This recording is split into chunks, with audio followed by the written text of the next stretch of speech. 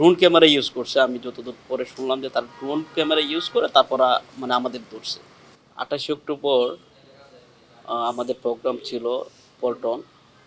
তখন আপনার এখানে স্বৈরাচারী সরকারের উস্কানিমূলকের কারণে আমাদের বক্তব্য প্রোগ্রামটা আমাদের শেষ হয়ে যায় আর কি।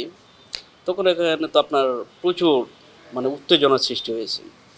তো এক পর্যায়ে আপনার দেখলাম আপনার কাকরাইল থেকে তারপর আপনার ওই বিজয়নগর মোড় এদিক দিয়ে আপনার একটা মানে আতঙ্কিত একটা হামলা হচ্ছে।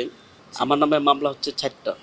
এটা হচ্ছে আপনার পুলিশ ওই 28 অক্টোবর গিরে মামলা, তার আগে মামলা ছিল আর কি। গ্রেপ্তার হয়েছি। এর আগেও আমি একবার গ্রেপ্তার হয়েছি। আর 29 অক্টোবর আমি গ্রেপ্তার হয়ে আর 7 দিন গুম ছিলাম। 7 দিন গুম থাকার পর 3.5 মাস জেল কাটছি। এটা আমার বাসা থেকে ধরা হয়েছিল। আমার বাসা থেকে 29 তারিখ রাতে আমাকে গ্রেপ্তার করা হয়। তো তখন আসলে আমি জানতাম না যে আসলে তারা ফোন ট্র্যাক করছে বা করছে।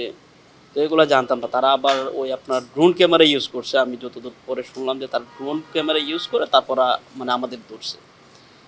তো এর যখন শুনলাম যে ওই যে তারা আমাদেরকে মূলত ধরলো আপনার পুলিশ মারা গেছে। হ্যাঁ, পুলিশ মার্ডার হয়েছে। আসলে পুলিশ কে বা কারা মার্ডার করছে সেটা আমরা জানি না। এটা আপনার জনগণ তখন উত্তপ্ত একটা অবস্থা। হ্যাঁ, উত্তেজিত জনতা। তখন জনতার হাতে পুলিশ মারা গেল না কিভাবে মারা গেল আমরা মানে এটা সাজানো একটা নাটক ছিল। আমরা যতটুকু আমরা জানি যে আমি মনে করি এটা একটা সাজানো নাটক। আপনার 29 তারিখ 28 তারিখ যখন আপনার এরকম পরিবেশ সৃষ্টি হলো তখন 29 তারিখ আমাদের প্রোগ্রাম শুরু হলো। হরতালের কথা বলা হয়েছে। তখন আমি কিন্তু 28 তারিখে আপনার হসপিটালে ছিলাম।